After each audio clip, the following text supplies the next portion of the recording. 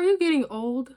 Like 30, 35, 25, 21? According to social media, you are not too young to get some Botox. That little wrinkle right there? Yeah, no, can't have it. I sound ridiculous, don't I?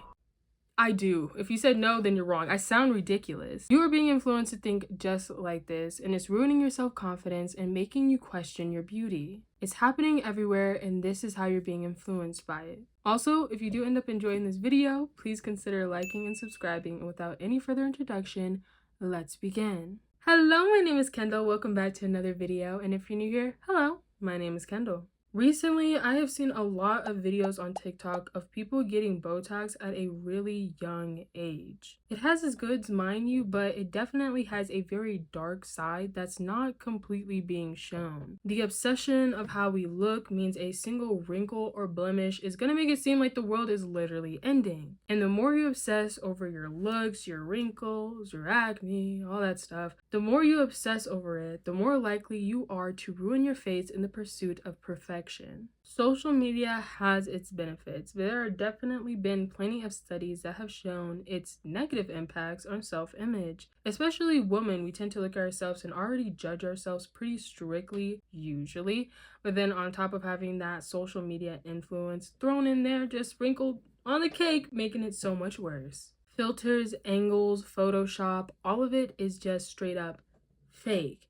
And it leads to us having an unrealistic expectation on how we should look and what our pursuit should be. On top of this, a lot of the people that we see on our For You page look nothing like that in person, which makes this pursuit even more unobtainable. One insecurity as a result of this are wrinkles. Wrinkles are natural, but most of the people who used to get the Botox tend to get it when they're 40 or older. But now that age has stooped down all the way till 21. And the crazy thing about it is we're literally stopping how our face naturally shows emotion. Like apparently frowning shouldn't have wrinkles. And keep in mind, just because you might have gotten Botox and everything ended up fine, well, and dandy does not make you safe. Because there have been countless stories of women who have been overfilled to the point where their face is just chubby like a chipmunk at this point because they're being encouraged to get more and more Botox as they're getting it, and they end up getting way more than what they initially intended or wanted. At the end of the day, getting Botox is still a business, and our generation is the new obsessive generation in the new market. Here's a video on how this billion-dollar industry is selling you the idea that you need Botox sooner than later. Okay, how young is too young for Botox? Frown. So she's very young, but not too young for Botox. You too young for Botox? Nope. How old are you? 26. Yep. The woman getting the Botox in this video is 26. She's already pretty young, but what's most concerning about this video are the comments. When I went to the comments, there were so many people talking about getting Botox as soon as they turn 18. It may seem small right now, but when you really look at it in retrospect, these kids, 17, 16, are wanting to get their face done and looking at what they can change right now as soon as they can, as soon as they turn 18. And if that's the case now, just imagine how they're going to be when they're in their 30s and when they're in their 40s and they really start seeing signs of aging. And what's crazy to me is that I looked at the comments and someone was talking about getting Botox at 18. The account that actually posted this video responded and said, "Love that for you." No, I don't know. No, there's no love in that. No, this isn't just a singular business issue, but this is an example of what's happening on a wider basis. When you're getting cosmetic procedures done, there are many times where you will have a consultation where the person will make sure that you are mentally stable, that you're getting it for the right reasons, and then they'll also ask if you have stuff like body dysmorphia, which plays a big role in decision making about what you're going to do with your face. Not just giving a full-on thumbs up like what happened in this comment section or what happens at a lot of clinics. There are a lot of reasons why you should never start getting Botox in the first place, such as the fact that you could start a habit or routine where now you're just constantly used to getting them. And then when you don't, you start to feel weird, you start to feel like you're ugly or whatever. That's a whole rabbit hole right there. But that's already something that you might not want to start.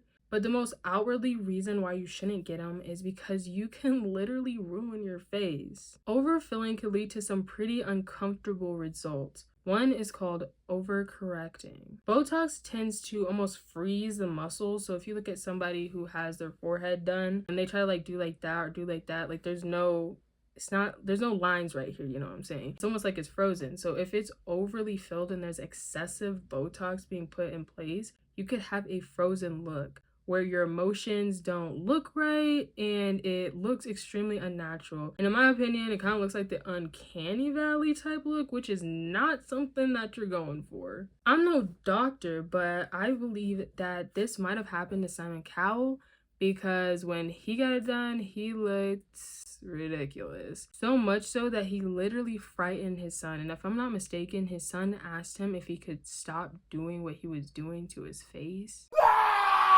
The other thing that can happen if you do excessive Botox is muscle weakness in the surrounding areas. This can affect your ability to perform normal facial expressions, such as smiling, frowning, and it can also make your face look kind of droopy. Though this has not been confirmed, I believe this is what happened to Khloe Kardashian.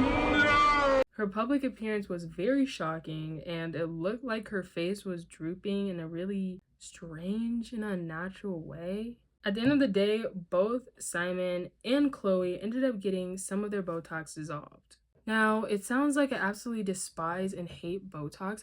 I don't. I understand having little insecurities that you would want to get rid of. It's your choice what you do with your face, but it is going to be good if you outweigh the risks and the pros. Don't feel rushed into it because it's going viral on social media, and especially don't do it because you're trying to look like these women on your For You page. Your natural beauty is something that cannot be mimicked. Everything has a risk. Some are worth it and some aren't.